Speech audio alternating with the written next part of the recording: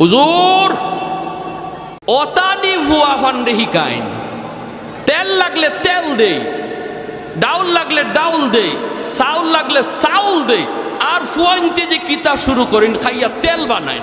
শয়তান থাকে ওই মাদ্রাসার ছাত্রের লগে। একটা ছাত্ররে যদি মাদ্রাসার একটা ছাত্রকে এই লাইন থেকে শয়তানে সরাইতে পারে, তাহলে শয়তানের জীবনের সকল শয়তানির শ্রেষ্ঠ শয়তানি এটা, ঠিক কিনা? শ্রেষ্ঠ শয়তানি।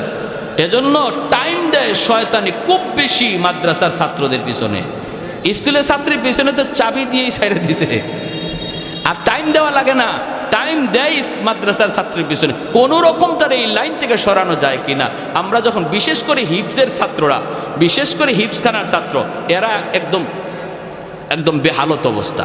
আমরা তো হিফজে পড়ছি না, জামাতে পড়ছি। যখনই মাদ্রাসার নামাজের টাইম হতো, হিফজের ছাত্ররা মসজিদে আসতো, তখন আমরা জামাতের ছাত্ররা ওদেরকে সাইড দিতাম আর বলতাম ইয়াজুজ মাজুজ আসতেছে। কারে ঘুষি দিব, কারে কোন দিকে ফালাইব লাথি দিয়া, কোন গাছের ডাল ছিঁড়ব, এটা হিসাব নাই। কারণ এতক্ষণ পর্যন্ত আসিল একটা বন্দির ভিতরে, পারছে না, শয়তানে আঙ্গুল দিয়েও পারছে না, কারণ হুজুরে বেদ সামনে।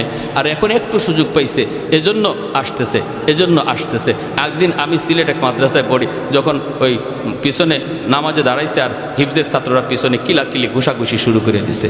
মাদ্রাসার একজন এই খুব শুভাকাঙ্ক্ষী একজন মুরব্বী মানুষ, হাজি সাহেব, মাদ্রাসার পাশেই, মাদ্রাসার দিকে খেয়াল করে, মাশাআল্লাহ খুব ভালো, কিন্তু উনি দোষ ধরে বেশি বেশি, মাদ্রাসার ছাত্রদের ভুল বেশি ধরে, উস্তাদদেরকে বলে। তো ওনারে দেখলে আমরা ভয় পাইতাম, একদম সোজা হয়ে দাঁড়াই থাকতাম। উনিও মসজিদে নামাজে, আমরাও নামাজে, পিছনে ধুমধাম শুরু হয়েছে কিলাকিলি ঘুষাঘুষি।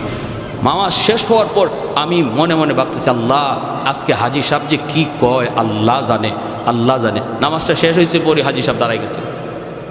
হুজুর, মসজিদ নীরব। সিলেটি ভাষা বুঝেননি আপনারা? কিছু কিছু বুঝেন, বুঝছেন? অতানি ভুয়া ফান্ডে হিকাইন, তেল লাগলে তেল দেই, ডাউল লাগলে ডাউল দেই, চাউল লাগলে চাউল দেই, আর ফুয়াইনতে যে কিতা শুরু করেন খাইয়া তেল বানায়। মানে যা চাই না আপনারা, আমরা তো তাই দেই। আর এই তেল খাইয়া বলে পিছনে নামাজে কিলাকিলি ঘুষাঘুষি করে। নাজিম সাহেব হুজুর দাঁড়াইছে, নাজিম হাজি সাহেব বন বন বন, হাজি সাহেব কি হয়েছে? ও মা, তুমি কি হয়েছে? নামাজ পড়তাম পারছি না, ফুয়াইনতের কিলাকিলি আর ঘুষাঘুষির খেলায়। হুজুরে কয়, হাজি সাহেব হনুকাতে হনুকা ফুয়া ফানে পিছনে ঘুষাঘুষি কইরে তো আমার আপনারে নামাজ পড়ার সুযোগ করে দিছে। এই অতা কিতা মাতইন আপনি বলি যে অত তো শয়তান আইবার লইছিল আমার আপনার দ্বারো, আইয়া আমারে আপনারে কিলাকিলি লাগাইতো, ফুয়া ফানে পিছনে শয়তানরে আটকায় রাখছে। নইলে তো আমি আপনি কিলাকিলি লাগাই দিতাম। কই ওটা হাদিস তো হুজুর আগে শুনছি না, তে তো বালা, তে তো বালা, তে তো ফুয়াইনতে বালা কাম করছো। বুড়া মানুষ, আমি কি কিলঘুষি লইতে পারতাম নি? এই অবস্থা। এজন্য বলি, ছোটো ছোটো বাচ্চারা একটু এদিক সেদিক নড়াচড়া হরকত করব, এগুলা মায়ার দৃষ্টিতে দেখবেন। ফখরে বাঙ্গাল রহমতুল্লাহ গেলে এক নাস্তিকে কয়, ট্রেনে দেখা, কয় হুজুর সাধারণ মানুষে আর কত দুকা দিবেন? বেঈমানে কয়, কয় কীরকম? কই যে মানুষ খুব বিশ্বাস করে, আয় হুজুর একটা ফু দেন, ফু দেন, আর আপনি কি একটা বাতাস দিলেন, এই বাতাস দিয়া মানুষে আর কত দুকা দিবেন? আল্লাহর ওলি বলে, বাতাসে যে কিছু আছে তুমি বুঝো না? কয় না, ওই যে আমি তো ফু দিলাম। কই কি হইল? আল্লাহর ওলি বলে, ফুতে কি হয় তুমি বুঝো না? কয় না, বুঝি না। বুঝাইবেন? হুজুর কয় বুঝাইতেছি তো। ফুতে কি হয় বুঝো না? কয় না, বুঝি না। কয় বাতাসে কি হয় বুঝো না? কয় না, বুঝি না। আল্লাহর ওলি কয়, তুমি বুঝবা কেমনে? তুমি তো যারর সন্তান, তোমার বাপের ঠিক নাই। ঠিক কর লাগে কই নাই, এখানে হেকমত আছে। যখনই আল্লাহর ওলি কইছে তোমার তো জন্মের ঠিক নাই, তখনই হের চেহারা লাল হয়ে গেছে। গালিটা সহজ না কঠিন? কঠিন না? চেহারা লাল হয়ে গেছে, বডিটা ফুলে গেছে, হাত মা ঘুরাইতেছে, ধরে লিব এখনই হুজুরে খাইয়া ফেলাইব। মানুষজন জমা হয়ে গেছে সব। মানুষজনকে কি হয়েছে হুজুর? কি হয়েছে না? হ্যাঁ সবাই থামাইতেছে, কি বিয়া, কি হয়েছে? হুজুরের সাথে লাগছে। হুজুরে চিনো? কারে চিনমুনি পরে আগে আমার কি জাত গালি দিছে হুজুরে। হুজুর কি গালি দিচ্ছেন? হুজুর কয় না বেশি কিছু কইছি না তো, আমি কইছি যারও সন্তান জন্মে ঠিক নাই। হুজুর একটু বেশি হয়ে গেছে। হুজুরে বলে আমি তো গালি দিছি না, মূলত গালি দিয়ে তারে বুঝাইছি বাতাসে যে অ্যাকশন আছে। কয় কীরকম? কয় দেখেন, হ্যাঁ বলছে আমরা যে ফু দেই বাতাস দেই, বাতাসে কি আছে এ বিশ্বাস হয় না, তো আমি তার একটা বাতাস ছাড়ছি। গালি এটা তো একটা বাতাস, আমি যে তারে কি মারছি? এই তোমার মারছি আমি? কয় না মারে নাই। হুজুরে মারে নাই কিন্তু আমি তার একটা বাতাস ছাড়ছি, নাপাক গালির বাতাস। এই নাপাক একটা গালির বাতাসে যদি তার চেহারা লাল হয়ে গেল, বডি ফুলে গেল, বডিতে এমন আসর করলো একটা বাতাসে যাইয়া আল্লাহর কালাম পাক কালাম পইরা বাতাস দিলে যে আসর হয়, এটা তারে বুঝাইছি। কি বুঝেন? যেমন কুকুর তেমন হইছে না হইছে না? 100 এজন্য বলতেছিলাম, যেই ঘরে কোরআন তিলাওয়াত হয় এই ঘরে রহমতের দরজা খোলা থাকে, রহমতের দরজা খোলা থাকে। ভাইয়েরা, যেই সমাজে মাদ্রাসার কদর, এই সমাজে রহমত নাজিল হয়, তাহলে আমাদের এলাকার জন্য যদি রহমত চাই, মাদ্রাসাকে ভালোবাসতে হবে। ঠিক কিনা? জোরে বলেন, আরো জোরে। মাদ্রাসার প্রতি বিদ্বেষ রাখা যাবে না, মাদ্রাসার প্রতি কোনো ধরনের খারাপ চিন্তা রাখা যাবে না। ছোট ছোট বাচ্চাগুলি ভুল হতেই পারে, এরা মানুষ, ফেরেশতা না, ভুল হতেই পারে। আমি যদি মাদ্রাসাকে দিল থেকে মহব্বত করি, তাহলে ভুল চোখে বললে আমি মাদ্রাসায় এসে যেভাবে সংশোধন হয় সেভাবে বলবো। রাস্তাঘাটে মাদ্রাসার বিরুদ্ধে কথা বলে বদনাম করব না। যদি করি তাহলে বোঝা গেল মাদ্রাসার সাথে আমার দুশ্মনী। আমার বদনামের কারণে যদি একজন মানুষ তার সন্তানকে মাদ্রাসা দেওয়া থেকে ফিরায় নেয়, না মাদ্রাসা দেওয়ার চিন্তা করছিলাম, দিমু না, মাদ্রাসার ছাত্র নাকি এমন করে, এই ছাত্ররা মাদ্রাসায় না আসার কারণে যে পরিমাণ দোষী তার বাপ মা, এর চেয়ে বেশি দোষী ওই সমাজের লোকটা। ঠিক কিনা? আমাদের সিলেটের নুরুদ্দিন ঘরপুরি রহমতুল্লাহি আলাইহি বহুত বড় আল্লাহর একজন ওলি ছিলেন। শনি মঙ্গলবারে হুজুরে পানি ফোড়া দিতেন, পানিতে ফু দিতেন, মানুষ বোতল নিয়ে আসতো পানি ফোড়া নেওয়ার জন্য, হাজার হাজার মানুষের লাইন ধরতো পানি ফোড়া নেওয়ার জন্য। হুজুরে পানি ফোড়া কেমন করে সবাই দিবেন? হুজুরে কাম করতেন কি কাম? এক কাম করতেন কি আজীব কাম। ইনি মাদ্রাসার সামনে বিশাল বড় একটা পুকুর, এই পুকুরের মাঝে ফু দিয়া হুজুর চলে যাইতেন। বুঝছেন অবস্থা? পুকুরে ফু দিয়া হুজুরে বলতেন পানি নাও। পুকুর থেকে মানুষ পানি নিত, পানিতে কাম হয়ে যাইত। লন্ডন থেকে হুজুরের এক ভক্ত আসছে, হুজুরের ভক্ত, কঠিন ভক্ত। কয় হুজুর, আমি লন্ডন থেকে আপনার পাগল হয়ে আইছি, হুজুর একটু পানি ভরার লাগি। হুজুরে কয় পুকুরও ফু দিছি। কয় হুজুর পুকুরের এক কোনায় ফু দিছেন, আর এক কোনায় ফু গেল কেমনে? হুজুর কয় গেল কেমনে তোমার বুঝে আসে না? কয় হুজুর আমার একই নয় না। হুজুর একই নয় কিন্তু ইতমিনানে কলব হয় না। হুজুর এই যে আমি একটু জগ লই আইছি, এই জগটার মধ্যে একটু ফু দেন, আমার খাস ভাবে একটা ফু দেন। হুজুর কয় তুমি খাস ভাবে ফু নিবা? ঠিক আছে, জগ ভালো করে ধরো। হুজুরে কন না সুবহানাল্লাহ। কাচের জগ, কাচের জগ। আমাদের উস্তাদরা পাশে ছিলেন, যারা নিজের চোখে দেখছেন। হুজুর বলতেছেন জগ দুই হাতে ধরো, দুই হাতে ধরো, ভালো করে ধরো, আমি ফু দিতেছি। এই লোক কাচের জগটা এভাবে ধরছে, আর আল্লাহর ওলি আস্তে যায় খালি পানিতে ফু দিছেন। ফু দেওয়া মাত্রই কাচের জগ টাস টাস করে কাচগুলা ভাঙ্গিয়া পানি মাটিতে পড়ে গেছে, চুরমার হয়ে গেছে কাচের জগ। আল্লাহর কোরআনের আসর আসেনি না নাই? জোরে বলেন। ওয়ানুনাজ্জিলু মিনাল কুরআনি মা হুয়া শিফাউন ওয়া রাহমা ওয়া রাহমাতুল লিল মুমিনিন। এই মানুষটা আর মানুষের কোনো আকৃতি নাই, নাক মুখ চোখ তার চেনা যায় না, কয়লার টুকরার মতো হয়ে গেছে রে। জাহান্নামের আগুনে জ্বলতে জ্বলতে কয়লার টুকরার মতো হয়ে গেছে। আল্লাহ পাক রব্বুল আলামিন কুদরতি হাতের মধ্যে তারা উঠাবেন, উঠে আল্লাহ পাক বলবেন বান্দারে কেন আমাকে তুমি ডাকতেছো? জাহান্নাম তো আমাকে ডাকার জায়গা নয়, আমাকে ডাকার জায়গা ছিল দুনিয়ার জগৎ। দুনিয়াতে একবার যদি আমাকে ডাক দিতে ৭০ বার আমি জবাব দিতাম। যেরকম সুবহানাল্লাহ। তাহলে বলুন তো আমল করার জায়গা মরার পরেই না মরার আগে? এ ভাই খেয়াল করে শোনো, আল্লাহ পাক রব্বুল আলামিন বলবে বান্দা কেন ডাকো একটু বলো। তখন বলবে মালিক, ও মালিক, দুনিয়াতে আমি আমল করতে পারি নাই, আমলের মধ্যে আমার অনেক ঘাটতি, কিন্তু মালিক উলামায়ে কেরামের জবানে শুনেছি তোমার নাম রহমান, তোমার নাম হলো রহিম। আল্লাহ রহমান নামের খাতিরে একটু রহম করবানি, রহিম নামের খাতিরে মায়া করবানি। আল্লাহ পাক রব্বুল আলামিন তখন তারে আবে হায়াতের পানি দিয়ে ধুইয়া মানুষের আকৃতি আনবেন। রব্বুল আলামিন বলবে একটু দয়া করার কথা বলছো, করব, কি চাও তুমি বলো। কয় আল্লাহ আমাকে তুমি জাহান্নামের নিচে ফেলায় রাখছো, দয়া করে যদি একটু উপরে উঠাইতা, একটু যদি তুমি জাহান্নামের উপরে দরজার কাছে রেখে দিতা গো। ও মালিক তুমি তো পারো, তোমার নাম রহমান। আল্লাহ পাক রব্বুল আলামিন তখন বলবে বান্দা ঠিক আছে, আমি তোমার উপরে রহম করলাম, কথা আমি রাখলাম, কিন্তু ওয়াদা করো, ওয়াদা করো এরপরে আর তুমি কিছু চাইবা না। কই না গো মালিক আমি আর কিছু চাইবো না। জাহান্নামের দরজার পাশে এনে আল্লাহ তারে রেখে দিবেন। কিছুক্ষণ পরই আবার আল্লাহকে ডাক শুরু করবে, ইয়া হান্নান ইয়া মান্নান কয়া আবার ডাক শুরু করলো। বান্দা কি হয়েছে, আবার কেন ডাক দিয়েছো?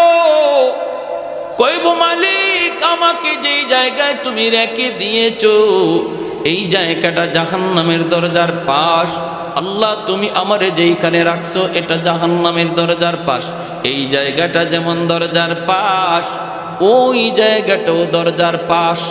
আল্লাহ তুমি যদি আমাকে দয়া করে এই পাশে না রেখে ওই পাশে রেখে দিতা। তোমার নাম তো রহমান, তোমার নাম তো রহিম। বলুন তো আপনারা বুঝে থাকলে বলুন, দরজার এই পাশ ওই পাশ বেশ কম আসেনি না নাই? আরো জোরে। এই পাশ হলো জাহান্নামের ভিতর, আর সে এখন যে পাশে যাইতে চায় এটা জাহান্নামের বাহির। সেই কথা কয় না আল্লাহ আমারে জাহান্নামের বাহিরে দিয়া দেও, এই কথা কয় না। না কয়ে বুদ্ধি করে কয় আল্লাহ আমারে যেখানে রাখছো এটা তো দরজার পাশ, তো এই পাশে না রাখে আমার ওই পাশে রেখে দাও।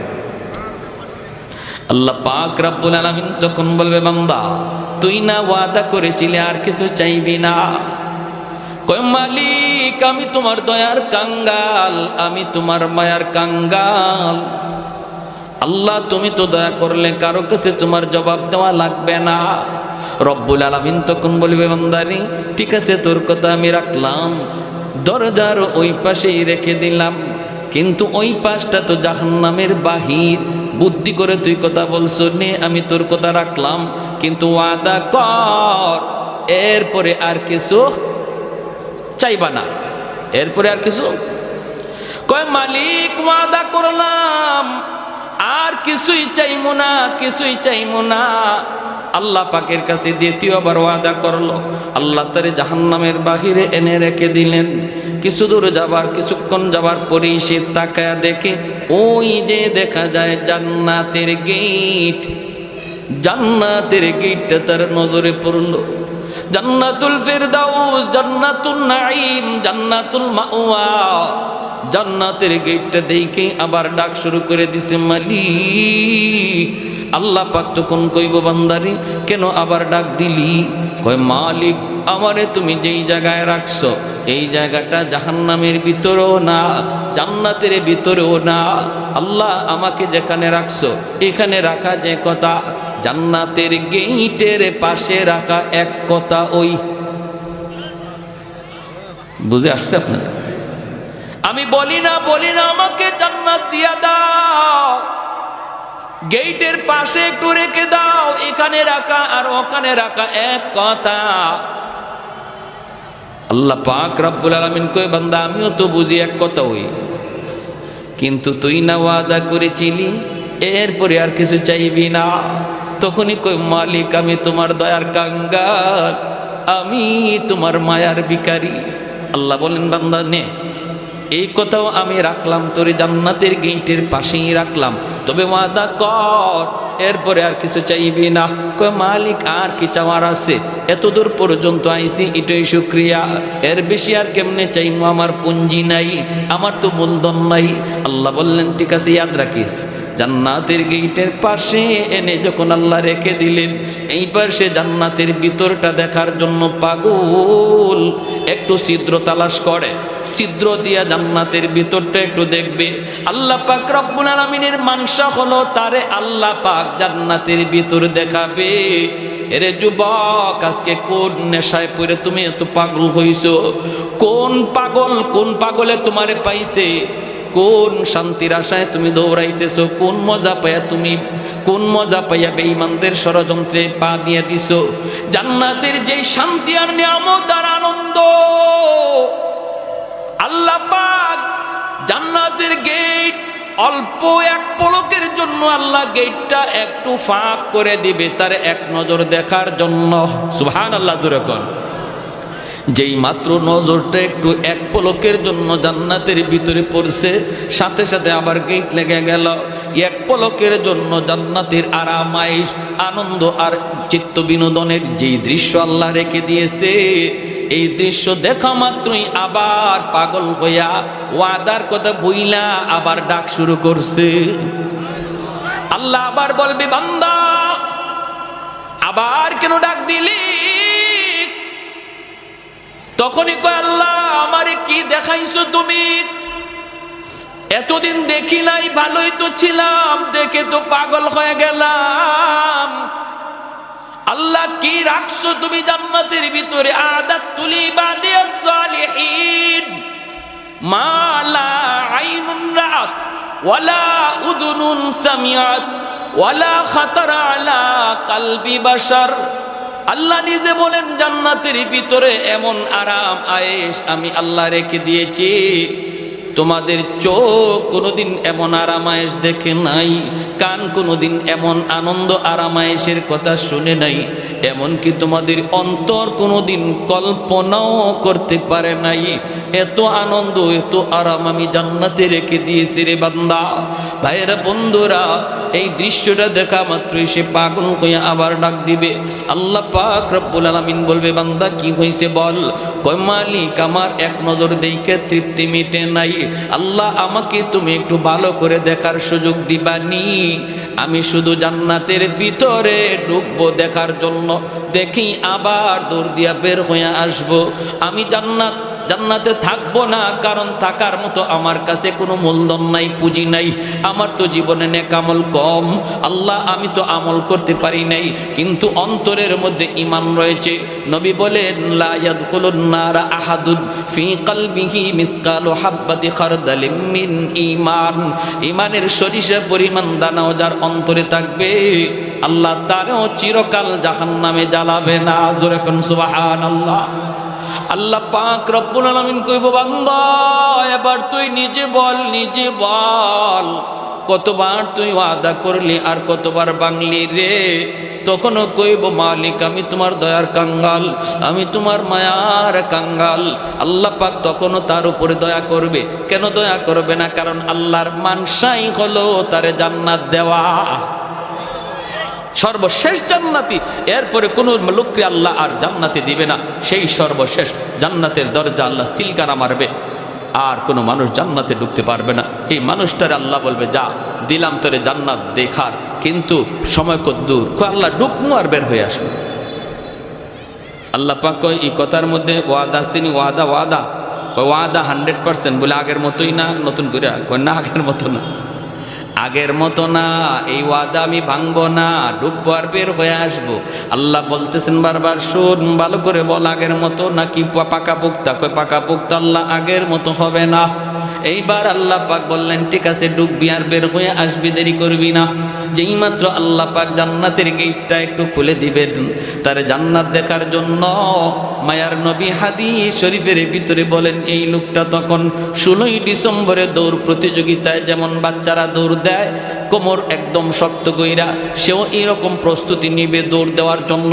গেটটা খোলা মাত্র এমন একটা দৌড় দিছে, আর পিছনের দিকে আর ফিরে তাকায় না, শুধু ভিতরে ঢুকে দেখা দেখি বন্ধ, খালি ভিতরে ঢুকি। ওর মনে ইচ্ছা হইল আগে ভিতরে ঢুকি, বের হতে যেন সময় লাগে, দেখমু পরে, আগে ভিতরে ঢুকি, যদি আল্লাহ বের হ বাইরে বার সময় খালি দেখমু। এমন দৌড়, আর পিছনে তাকায় না। আল্লাহ পাক দিছে ধমক, এই বান্দা থাম। ধমক খাইয়ে থামছে। আল্লাহ পাক কয় কি রে, এটাই ওয়াদা ছিল? এটাই কি তোমার সাথে কথা ছিল? বের হও। যখনই আল্লাহ বলছে বের হও, তখনই মাথাটা নিচের দিকে দিয়া অনুতপ্ত হইয়া অনুশোচনার সাথে কই, মালিক তুমি আমাকে বুঝি জান্নাত থেকে বের করে দিবা? আল্লাহ পাক কয়, আমি কেন বের করব? তুই তো নিজেই বললি জান্নাতে ঢুকবি আর বের হয়ে আসবি। কোন মালিক তুমি যদি আমাকে জান্নাত থেকে বের করে দাও গো, তাহলে তোমার ওয়াদা ভাঙ্গা হবে। আল্লাহরে কয়, কথা বুঝছেন? আমারে যদি এখন তুমি জান্নাত থেকে বের করে দেও, তোমার ওয়াদা ভাঙ্গা হবে। আল্লাহ পাক কয়, কইলি কি তুই? আমি তোর সাথে কখন ওয়াদা করলাম? এতক্ষণ পর্যন্ত শুধু ওয়াদা করলি তুই, আর ভাঙলেও তুই। এখন আমি তোর সাথে কখন ওয়াদা করলাম? কয়, মালিক আমার সাথে ওয়াদা করো নাই, কিন্তু মুমিনদের সাথে কোরআনে ওয়াদা করেছো। আমি উলামায়ে কেরামের জবানে শুনছি, আল্লাহ তুমি যারে একবার জান্নাত দাও, এই জান্নাত থেকে আর তুমি বের করো না, এটা তোমার ওয়াদা নি। আল্লাহ পাক কই, হয় এটা তো আমার ওয়াদা ঠিকই আছে। কই, যদি ওয়াদা ঠিক থাকে, আমি তো কোনো না কোনো শুরুতে বুদ্ধি করে হোক আর চালাকি করে হোক ঢুকে গেছি। আমি তো জান্নাতে ঢুকে পড়েছি, বুদ্ধি করে হোক আর চালাকি করে হোক জান্নাতে ঢুকে পড়েছি। এখন যদি তুমি আমাকে বের করে দেও, তোমার ওয়াদা খেলাফি হয়। রব্বুল আলামিন তখন কুদরতি মুস্কি হাসলেন। সুবহানাল্লাহ, জোরে কর, আর একটু জোরে কর না সুবহানাল্লাহ। আল্লাহ কুদরতি মুস্কি হাসা কই, বান্দারে চালাকিটা তো কম করলি না। মনে হয় বাঙালি, চালাকিটা তো কম করলি না। হ্যাঁ, সব খবর না রাখলেও এক খবর রাখছো, আমার ওয়াদার খবর, ঠিক কিনা? ঠিক আছে, তুমি যা শুনেছো ঠিক শুনেছো, ঠিক শুনেছো। ওই জায়গাটার মধ্যে আল্লাহ হাসছেন। জিব্রাইল আমিন যখন নবীরে এই হাদিস শোনাইতেছেন, তো আল্লাহ নবী এখানে হেরি চালাকি শুনে আল্লাহ নবীও হাসে দিছেন, জিব্রাইল আমিনও হাসে দিছেন। তা আল্লাহ নবী জিজ্ঞেস করতেছে, নবী সাহাবীদেরকে শোনাইতেছেন, সাহাবায়ে কেরামও এখানে হাসে দিছেন। সাহাবায়ে কেরাম আল্লাহ নবীরে জিজ্ঞেস করে, নবীকে হাসলেন কেন? নবীকে, আমি হাসছি কেন এটা কি বলবো? জিব্রাইল আমারে শোনায় আর হাসে। জিব্রাইল হাসছে। আমি জিব্রাইলকে জিজ্ঞেস করেছিলাম, ভাই জিব্রাইল আপনি হাসলেন কেন? জিব্রাইলে কয়, নবীকে আমি হাসবো না, আল্লাহ নিজেই হাসে দিছে। হের কথা শুনে আল্লাহ নিজেই হাসে দিছে। এজন্য এই হাদিস আমাদেরকে আমাদের উস্তাদরা পড়াইছেন, আমিও আপনাদেরকে শোনাইলাম। এই জায়গাতে আইসা সবারই একটু মুচকি হাসি বের হয়। আর এই হাসিটা এমন এক সুন্নত, সাহাবায়ে কেরামের সুন্নত, নবীর সুন্নত, জিব্রাইলের সুন্নত, আল্লাহর সুন্নত। সুবহানাল্লাহ। কিয়ামত পর্যন্ত আমার নবীর এই হাসিটা জারি থাকবে। এজন্য হাদিসের পরিভাষায় এই হাদিসটাকে হাদিসে মুসালসাল বিদ্দেহেক বলা হয়। এজন্য বলছিলাম হাসি আনন্দ ইসলামে আছে, নবীজিও কৌতুক করেছেন। এরপরে ঘটনাটা কি হয়েছে তার সাথে আমি পরে বলতেছি, শুধু একটু কথা বলে নেই। নবীজি একবার সাহাবায়ে কেরামদেরকে নিয়ে এরকমভাবে গুল হয়ে বসছেন, আর নবী বলতেছেন, সাহাবীরা শোনো, খেজুর তো মাঝখানে আছে, খেজুর খাবা ভালো কথা, কিন্তু ফাঁকে আমার কিছু কথা শুনো, দিনই আলোচনা, খেজুরও খাও, দিনের কথাও শোনো। সাহাবায়ে কেরাম গুল হইয়া বসছেন, নবীজির পাশেই বসছেন নবীজির দামান, আমাদের সিলেটি ভাষায় কয় দামান, আপনারা বলেন মেয়ের জামাই, ঠিক না? জামাতা কিনি কে? হযরত আলী রাদিয়াল্লাহু তাআলা আনহু। 4 খলিফার মধ্যে প্রথম 2 খলিফা নবীর কি হন? শ্বশুর। জিগাও নে, খেলোয়াড়ের নাম যুবকরা সবার আগে কইব, কিন্তু এই জিনিসের খবর নাই। 4 খলিফা, প্রথম 2 খলিফা নবীর কি হন? শ্বশুর। পরের 2 খলিফা জামাই, হযরত ওসমান গনি আর হযরত আলী রাদিয়াল্লাহু তাআলা আনহু। এই দুজন হলেন নবীজির মেয়ের জামাই। আর আবু বকর সিদ্দিক আর হযরত ওমর রাদিয়াল্লাহু তাআলা আনহুমা, তারা হলেন নবীজির শ্বশুর। তো আলী রাদিয়াল্লাহু তাআলা আনহু নবীজির মেয়ের জামাই অর্থাৎ খাতুনে জান্নাত ফাতেমা রাদিয়াল্লাহু তাআলা আনহাকে নবী আলীর কাছে বিয়ে দিয়েছিলেন, এই হিসাবে জামাই। আবার আরেক সম্পর্কে চাচাতো ভাই। তো পাশে বসা নবীজির খেজুর খাওয়া চলছে, নবীজি দ্বীনের আলোচনা করতেছেন, সবাই আলোচনা শুনতেছে আর খেজুর খাইতেছে। খেজুর খাওয়া শেষ, আলোচনাও শেষ। এইবার নবী বলেন, শোনো, অনেক আলোচনা হলো, মাঝখানে একটা খেজুরের স্তূপ, এটাও শেষ। খাওয়াও চলছে, আলোচনা হইছে, এখন বোঝা দরকার কে কি পরিমাণ খেজুর খাইল, একটু বোঝা লাগবে। সাহাবায়ে কেরাম বলে, নবী গো, কেমন করে বুঝবো? খেজুর তো ফেটে গেছে, কার ফেটে কদ্দুর ঢুকছে এটা বুঝবো কেমনে? নবী কই, বোঝার সুরত আছে, যার সামনে যেই পরিমাণ বিচি বোঝা যাবে সে ওই পরিমাণ খাইছে, ঠিক না? সবাই যার যার উরের দিকে তাকাইছেন, দেখেন না বিচি মিল মতোই আছে, যা খাইছেন তাই আছে। কিন্তু সবাই নজর করে যখন আলীর দিকে তাকান, দেখেন আলীর সামনে খেজুরের বিচির স্তূপ, ডাবল বিচি, গিলা দেওয়া। এখন সাহাবায়ে কেরাম চোখ বড় বড় করে ফেলছে, আরে বাপরে, আলী যে এত বড় খাদক, এটা তো আগে জানি না। হ্যাঁ, আমরা নবীজির হাদিস শুনতেছি, কথা শুনতেছি, হ্যাঁ, মনোযোগ আমাদের এদিকের। আর আলী তো দেখা যায় ফাঁকে দিয়ে খেজুর 2টা করে মারছে, বুঝছেন? এখন হযরত আলী রাদিয়াল্লাহু তাআলা উনি নিজের উড়ে তাকাইছেন, নিজের দিকে তাকে উনি বেকুব বনে গেছে। ইন্না লিল্লাহ, আমার সামনে এত বিচি কি? আমি তো এত খেজুর খাই নাই, আমার সামনে এত বিচি। আর সবাই ওনার দিকে তাকাইতেছে, চোখ বড় বড় করে। উনি পড়ে গেছে শরমের মধ্যে, লজ্জায়। কিছু মানুষ আছে দেখবেন, আপনি যত কথাই কন, কথা কইবেন আপনি কন, কিন্তু হের খানা বন্ধ নাই, ঠিক না? আর কিছু মানুষ আছে কথা কওয়ার সময় যদি, খানা খাওয়ার সময় যদি কথা কয়, হ্যাঁ, হাতে খানা প্লেটের মধ্যে হাত রেখে বয়ে দেয়, খাইতেই পারে না। আর মাশাআল্লাহ কেউ আছে মেশিন চলছে, তুমি যত গল্পই করো মেশিন চলবো, ঠিক কি না?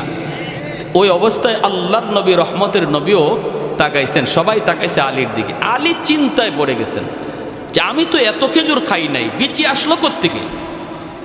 হঠাৎ করে তাকাইছেন শ্বশুরের দিকে, নবীজি পাশেই বসা। দেখেন আল্লাহর নবীর সামনে খেজুরের বিচি একটাও নাই, একদম খালি, অথচ নবী খেজুর খাইছেন। আলী কেমন বুদ্ধিমান ছিলেন, আলী তো টের পেয়ে গেছেন যে আচ্ছা, আমার শ্বশুর তো এখানে আমার একটা লজ্জায় পালাইছেন, শরম দেওয়ার চাইছেন। শ্বশুরে খেজুর খাইছেন ঠিক, আর গোপনে গোপনে বিচি রাখছেন আমার সামনে। নবীজি খেজুর খাইছেন ঠিকই, কিন্তু বিচি রাখছেন জামাইয়ের উড়ো, জামাইয়ের সামনে, জামাইয়ের শরম দেওয়ার জন্য। শ্বশুর জামাই পাশাপাশি বসা যায় তো? আপনাদের এলাকায় বসে?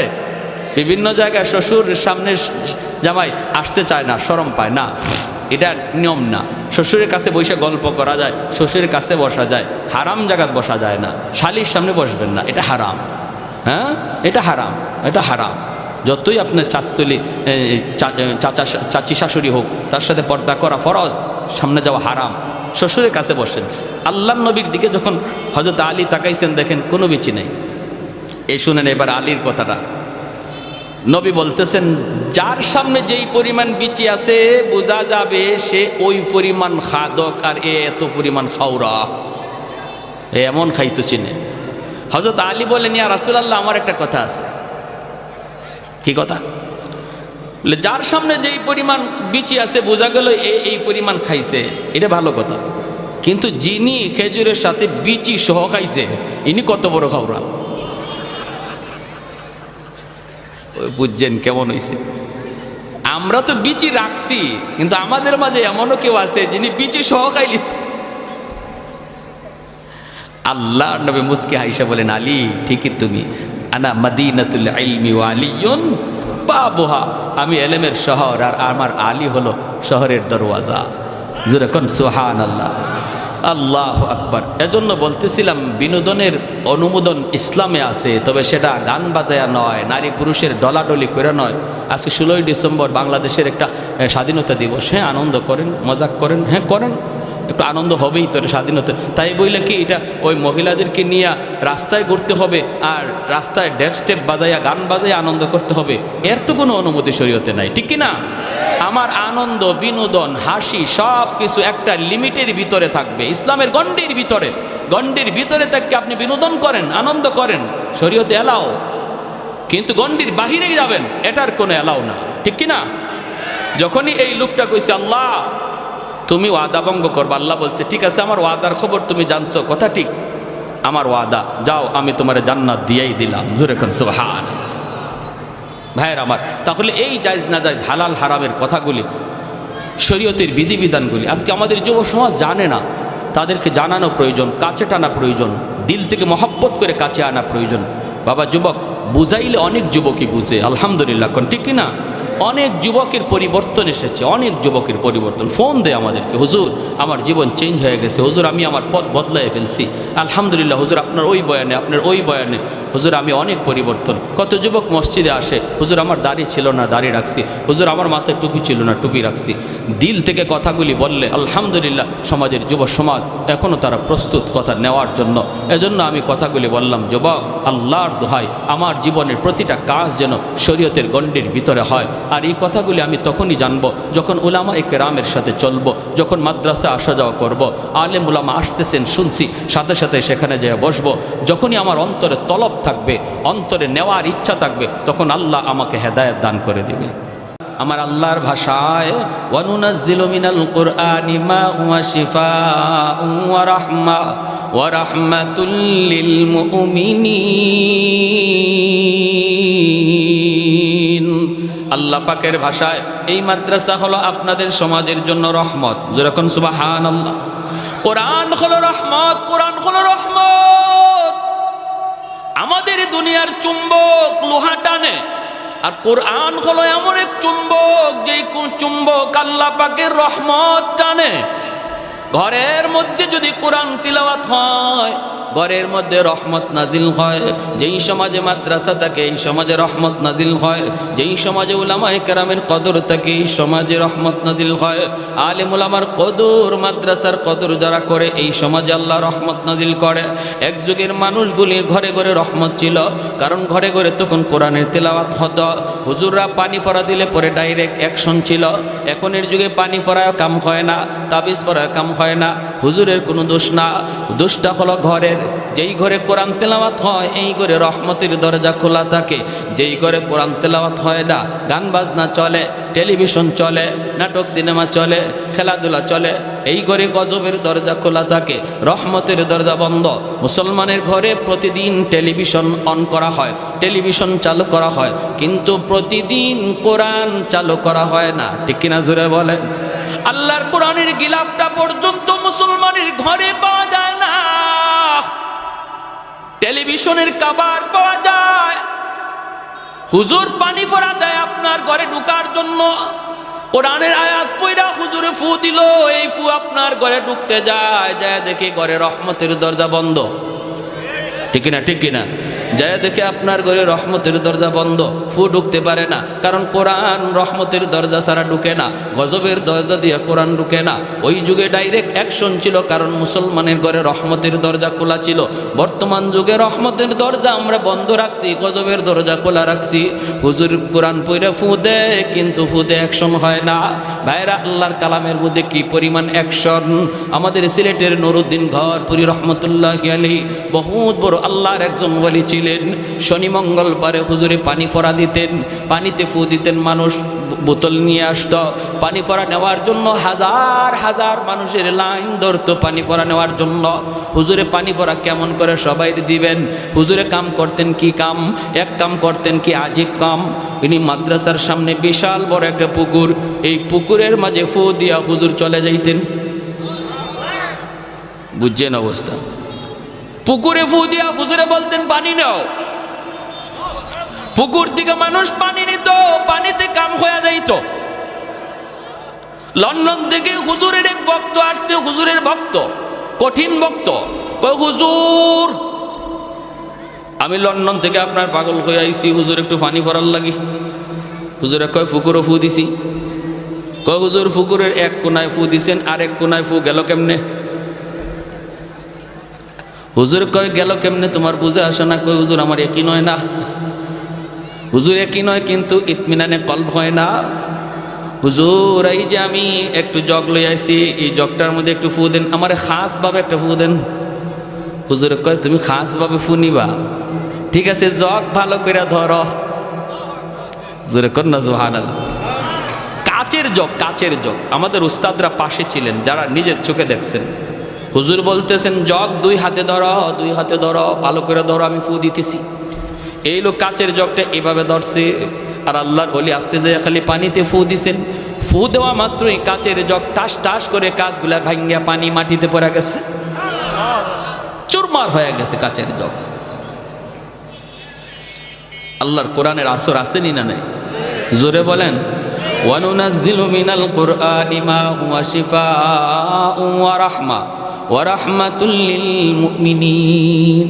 ফখরে বাঙ্গাল রহমাতুল্লাহি আলাইহি এক নাস্তিকে কয়, ট্রেনে দেখা, কয় হুজুর সাধারণ মানুষে আর কত দুকা দিবেন? বেঈমানে কয়, কয় কিরকম? কই যে মানুষ খুব বিশ্বাস করে আয় হুজুর একটা ফু দেন, ফু দেন, আর আপনি কি একটা বাতাস দিলেন, এই বাতাস দিয়া মানুষে আর কত দুকা দিবেন? আল্লাহর ওলি বলে বাতাসে যে কিছু আছে তুমি বুঝো না? কয় না, ওই যে আমি তো ফু দিলাম। কই কি হইল? আল্লাহর ওলি বলে ফুতে কি হয় তুমি বুঝো না? কয় না, বুঝি না। বুঝাইবেন? হুজুর কয় বুঝাইতেছি তো। ফুতে কি হয় বুঝো না? কয় না, বুঝি না। কয় বাতাসে কি হয় বুঝো না? কয় না, বুঝি না। আল্লাহর ওলি কয় তুমি বুঝবা কেমনে? তুমি তো যারর সন্তান, তোমার বাপের ঠিক নাই।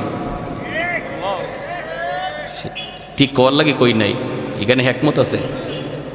যখনই আল্লাহর ওলি কইছে তোমার তো জন্মের ঠিক নাই, তখনই হের চেহারা লাল হয়ে গেছে। গালিটা সহজ না কঠিন? কঠিন না?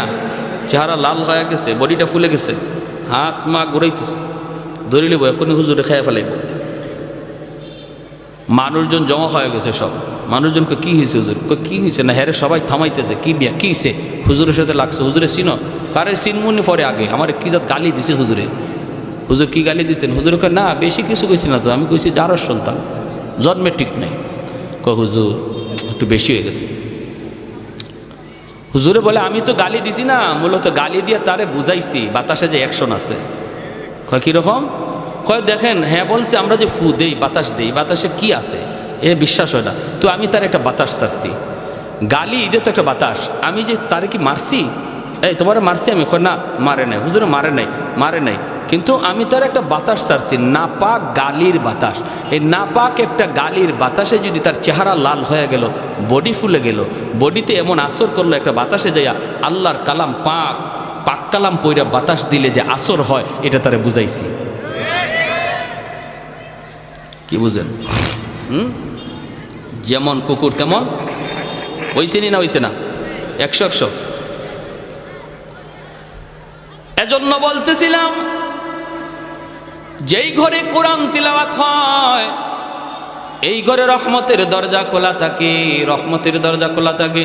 ভাইয়েরা, যেই সমাজে মাদ্রাসার কদর, এই সমাজে রহমত নাজিল হয়, তাহলে আমাদের এলাকার জন্য যদি রহমত চাই, মাদ্রাসাকে ভালোবাসতে হবে। ঠিক কিনা? জোরে বলেন, আরো জোরে। মাদ্রাসার প্রতি বিদ্বেষ রাখা যাবে না, মাদ্রাসার প্রতি কোনো ধরনের খারাপ চিন্তা রাখা যাবে না। ছোট ছোট বাচ্চাগুলি ভুল হতেই পারে, এরা মানুষ, ফেরেশতা না, ভুল হতেই পারে। আমি যদি মাদ্রাসাকে দিল থেকে মহব্বত করি, তাহলে ভুল চোখে বললে আমি মাদ্রাসায় এসে যেভাবে সংশোধন হয় সেভাবে বলবো। রাস্তাঘাটে মাদ্রাসার বিরুদ্ধে কথা বলে বদনাম করব না। যদি করি তাহলে বোঝা গেল মাদ্রাসার সাথে আমার দুশ্মনী। আমার বদনামের কারণে যদি একজন মানুষ তার সন্তানকে মাদ্রাসা দেওয়া থেকে ফিরায় নেয়, না মাদ্রাসা দেওয়ার চিন্তা করছিলাম, দিমু না, মাদ্রাসার ছাত্র নাকি এমন করে, এই ছাত্ররা মাদ্রাসায় না আসার কারণে যে পরিমাণ দোষী তার বাপ মা, এর চেয়ে বেশি দোষী ওই সমাজের লোকটা। ঠিক কিনা? আরো জোরে। মহব্বত আলামত হলো আমি মাদ্রাসায় এসে সংশোধনের নিয়তে আলোচনা করব। ছোট ছোট বাচ্চা, মিয়া শুনেন, ভালো করে শুনেন, স্কুল কলেজের বাচ্চাদের সাথে মাদ্রাসার ছাত্র এই শয়তান থাকে না? শয়তান থাকে ওই মাদ্রাসার ছাত্রের লগে। একটা ছাত্ররে যদি মাদ্রাসার একটা ছাত্রকে এই লাইন থেকে শয়তানে সরাইতে পারে, তাহলে শয়তানের জীবনের সকল শয়তানির শ্রেষ্ঠ শয়তানি এটা। ঠিক কিনা? শ্রেষ্ঠ শয়তানি। এজন্য টাইম দেয় শয়তানি খুব বেশি মাদ্রাসার ছাত্রদের পিছনে। স্কুলের ছাত্রের পিছনে তো চাবি দিয়েই ছেড়ে দিছে, আর টাইম দেওয়া লাগে না। টাইম দেয় মাদ্রাসার ছাত্রের পিছনে, কোনো রকম তার এই লাইন থেকে সরানো যায় কিনা। আমরা যখন বিশেষ করে হিফজের ছাত্ররা, বিশেষ করে হিফজখানার ছাত্র, এরা একদম একদম বেহালত অবস্থা। আমরা তো হিফজে পড়ছি না, জামাতে পড়ছি। যখনই মাদ্রাসার নামাজের টাইম হতো, হিফজের ছাত্ররা মসজিদে আসতো, তখন আমরা জামাতের ছাত্ররা ওদেরকে সাইড দিতাম আর বলতাম ইয়াজুজ মাজুজ আসতেছে। কারে ঘুষি দিব, কারে কোন দিকে ফালাইব লাথি দিয়া, কোন গাছের ডাল ছিঁড়বো, এটা হিসাব নাই। কারণ এতক্ষণ পর্যন্ত আসিল একটা বন্দির ভিতরে, পারছে না, শয়তানে আঙ্গুল দিয়েও পারছে না, কারণ হুজুরে বেদ সামনে। আর এখন একটু সুযোগ পাইছে, এজন্য আসতেছে, এজন্য আসতেছে। একদিন আমি সিলেট এক মাদ্রাসায় পড়ি, যখন ওই পিছনে নামাজে দাঁড়াইছে আর হিফজের ছাত্ররা পিছনে কিলাকিলি ঘুষাঘুষি শুরু করে দিছে। মাদ্রাসার একজন এই খুব শুভাকাঙ্ক্ষী একজন মুরব্বী মানুষ, হাজি সাহেব, মাদ্রাসার পাশেই, মাদ্রাসার দিকে খেয়াল করে, মাশাআল্লাহ খুব ভালো, কিন্তু উনি দোষ ধরে বেশি বেশি, মাদ্রাসার ছাত্রদের ভুল বেশি ধরে, উস্তাদদেরকে বলে। তো ওনারে দেখলে আমরা ভয় পাইতাম, একদম সোজা হয়ে দাঁড়াই থাকতাম। উনিও মসজিদে নামাজে, আমরাও নামাজে, পিছনে ধুমধাম শুরু হয়েছে কিলাকিলি ঘুষাঘুষি। নামাজ শেষ হওয়ার পর আমি মনে মনে ভাবতেছি, আল্লাহ আজকে হাজি সাহেব যে কি কয় আল্লাহ জানে, আল্লাহ জানে। নামাজটা শেষ হয়েছে পরে হাজি সাহেব দাঁড়াই গেছে, হুজুর। মসজিদ নীরব। সিলেটি ভাষা বুঝেননি আপনারা? কিছু কিছু বুঝেন, বুঝছেন? ওতানি ভুয়া ফান্ডেহি কাইন, তেল লাগলে তেল দেই, ডাউল লাগলে ডাউল দেই, চাউল লাগলে চাউল দেই, আর ফুয়াইনতে যে কিতা শুরু করেন, খাইয়া তেল বানায়। মানে যা চাই না আপনারা, আমরা তো তাই দেই। আর এই তেল খাইয়া বলে পিছনে নামাজে কিলাকিলি ঘুষাঘুষি করে। নাজিম সাহেব হুজুর দাঁড়াইছে, নাজিম হাজি সাহেব বন বন বন, হাজি সাহেব কি হয়েছে? ও মা, তুমি কি হয়েছে? নামাজ পড়তাম পারছি না, ফুয়াইনতের কিলাকিলি আর ঘুষাঘুষির তেলায়। হুজুরে কয়, হাজি সাহেব হনুকাতে, হনুকা ফুয়া ফানে পিছনে ঘুষাঘুষি কইরে তো আমার আপনার নামাজ পড়ার সুযোগ করে দিছে। হয়ে অতা কিতামা তো আপনি বলি যে অত তো শয়তান আইবার লইছিল আমার আপনার দ্বারো, আইয়া আমারে আপনারে কিলাকিলি লাগাইতো, ফুয়া ফানে পিছনে শয়তানরে আটকায় রাখছে, নইলে তো আমি আপনি কিলাকিলি লাগাই দিতাম। কই ওতা হাদিস তো হুজুর আগে শুনছি না, তে তো বালা, তে তো বালা, তে তো ফুয়াইনতে বালা কাম করছো। বুড়া মানুষ, আমি কি কিলঘুষি লইতে পারতাম না। এই অবস্থা। এজন্য বলি ছোটো ছোটো বাচ্চারা একটু এদিক সেদিক নড়াচড়া হরকত করব, এগুলা মায়ার দৃষ্টিতে দেখবেন, মায়ার দৃষ্টিতে। কারণ এরা জেনতেন কোনো মানুষ না, আল্লাহর পছন্দকৃত, আল্লাহর বাছাইকৃত, আল্লাহ বাছাই করে আনছেন। এই সিনার মধ্যে আল্লাহর কালাম আমানত থাকবে। মায়া করে ডাক দেবেন, বাবা এদিকে আসো, নেসাবজি এদিকে আসো, মুন্সি সাহেব এদিকে আসো, নাম ধরেও না। আল্লাহ সবাইকে বোঝার এবং আমল করার তৌফিক দান করুন। যা কিছু শুনলাম, হ্যাঁ বিচ্ছিন্ন কিছু কথা বললাম, আল্লাহ সবাইকে আমল করার তৌফিক দান করুন। ওয়া আখির দাওয়ানা আনিল হামদুলিল্লাহ।